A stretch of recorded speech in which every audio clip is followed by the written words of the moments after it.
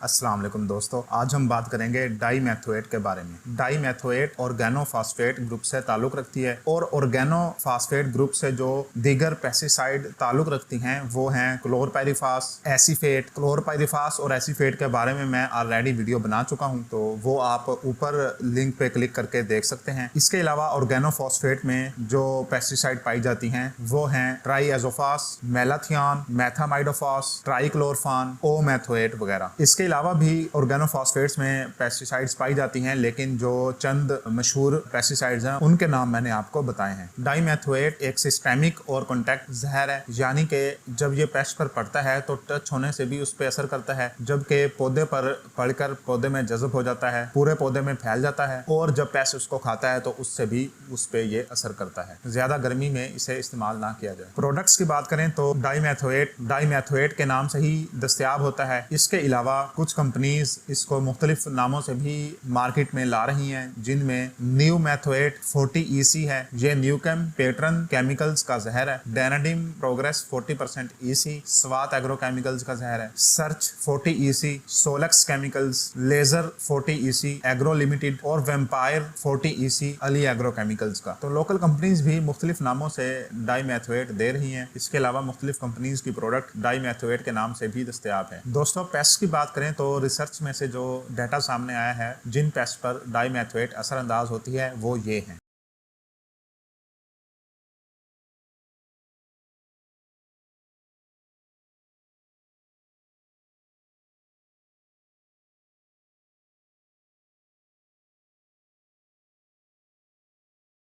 तो दोस्तों, ये थे तकरीबन कोई 1.5 दर्जन के करीब पेस्ट जिन पर यह साबित शुदा है कि ये डाईमेथोएट असरअंदाज होती है। अब हम बात करते हैं मोड ऑफ एक्शन की। डाईमेथोएट कैसे काम करती है। दोस्तों, ये जैसे मैंने पहले बताया ये ऑर्गेनोफॉस्फेट है। तो ऑर्गेनोफॉस्फेट में जैसे कि पहले भी मैं वीडियो बना चुका हूँ एसीफेट पे और इसके अलावा क्लोरपाइरिफास पे। दोस्तों, एसीफेट, क्लोरपाइरिफास और इसका डाईमेथोएट का काम करने का तरीकाकार एक जैसा ही है। जब हम इसको स्प्रे करते हैं तो ये पौधे पर पड़ता है, पौधे में फैल जाता है, या फिर पेस्ट पर डायरेक्ट पड़ जाता है। पेस्ट पर डायरेक्ट पड़े या पेस्ट पौधे को खाए तो पौधे के जरिए से पेस्ट में ये दाखिल होता है। तो किसी भी तरीके से ये पेस्ट में दाखिल होगा और इसको वो जब खा लेगा तो हजम करेगा तो इसको तोड़ेगा और डाईमेथोएट चेंज हो जाएगा ओमेथोएट में। तो ओमेथोएट डाईमेथोएट की ही अगली शक्ल होगी, जो कि डाईमेथोएट पेस्ट में जाकर टूटेगा तो ये बनेगा। तो ओमेथोएट डाईमेथोएट से भी ज्यादा जहरीला होता है। तो ये एक अपनी यूं समझ लें कि जहरीली शक्ल में आ जाएगा,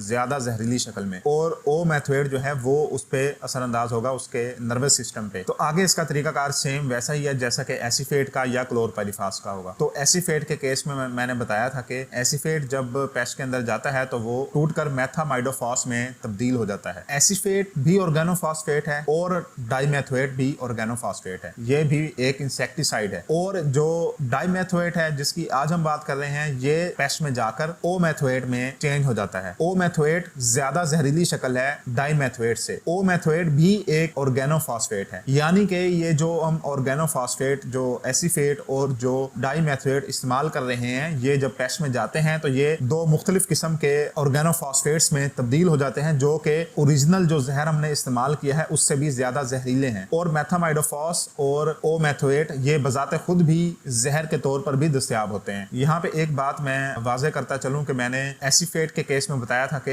एसीफेट जब टूटता है तो वो मेथामाइडोफॉस में तब्दील होता है, जो कि कम असर होता है। तो इसमें मुझसे ये गलती हुई कि मैंने कहा कि मेथामाइडोफॉस कम जहरीला होता है एसीफेट से। ऐसा नहीं है। एसीफेट जब टूटता है मेथामाइडोफॉस में बदलता है तो वो ज्यादा जहरीला हो जाता है। मेथामाइडोफॉस एसीफेट से ज्यादा जहरीला होता है। ये मैंने एसीफेट की वीडियो में करेक्शन कर भी दी है, कमेंट में मैंने वहां पे लिख भी दिया है। तो एसीफेट की वीडियो देखने के लिए आप ऊपर लिंक पर क्लिक कर सकते हैं। तो ये तो थी बात कि डाईमेथोएट टूटता है पेस्ट में और ओमेथोएट में तब्दील हो जाता है, जो कि ज्यादा जहरीला होता है। अब ओमेथोएट वही काम करता है जो कि एसीफेट के केस में मेथामाइडोफॉस करता है, यानी कि अब ओमेथोएट जो होगा वो नर्वस सिस्टम पे असरअंदाज होगा। पेस्ट के जो सिस्टम है, जो पट्टों को हरकत देने का, जब हरकत देना होती है तो दिमाग सिग्नल भेजता है पट्टों को, तो पट्टे हरकत करते हैं। अब जब पट्टों को दोबारा मोशन से रेस्ट की सूरत में लाना है, दोबारा अब हरकत से रेस्ट की शक्ल में लाना है, ताकि जो भी हरकत मूवमेंट जो भी कर रहा है वो बंद हो जाए। तो उसके लिए दिमाग को दोबारा एक सिग्नल भेजना पड़ता है उसको खत्म करने के लिए, पहला जो सिग्नल गया है उसको खत्म करने के लिए। जो पहला सिग्नल दिमाग भेजता है पट्टों की हरकत के लिए वो होता है एसिटिलकोलिन, और एसिटिलकोलिन को खत्म करने के लिए दिमाग जब दोबारा सिग्नल भेजता है एसिटिलकोलिनेस्टरेज। जो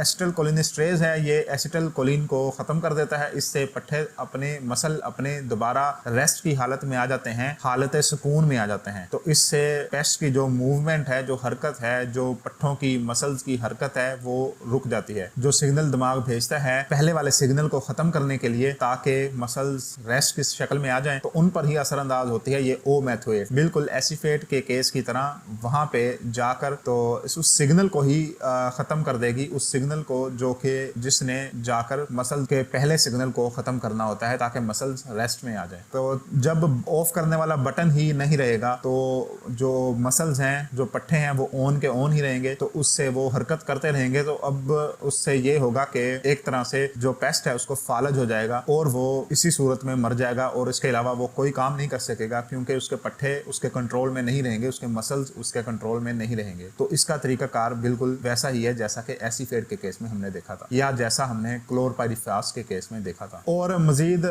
जो एबामेक्टिन के केस में हमने देखा था कि एबामेक्टिन भी ऐसे ही असरअंदाज होती है, लेकिन उसका फर्क ये होता है कि वो मसल्स पे जाके असरअंदाज होती है और उस गेट पे जिसने खुलना या बंद होना होता है, जिससे मसल्स हरकत करते हैं, वो उस पे गेट पे असरअंदाज होती है। जबकि ऑर्गेनोफॉस्फेट्स के केस में बारहा मैं ये बता रहा हूँ, ये उस सिग्नल पे असरअंदाज होती है जो उस गेट को दोबारा बंद करने के लिए जाता है, उस सिग्नल को खत्म कर देती है। तो वो गेट खुला का खुला रह जाता है, मसल्स हरकत में ही रहते हैं। इस तरह इनका फर्क है एबामेक्टिन से। तो दोस्तों ये थी आज की वीडियो डाइमेथोएट के बारे में। मिलते हैं अगली वीडियो के साथ, तब तक के लिए अल्लाह हाफिज।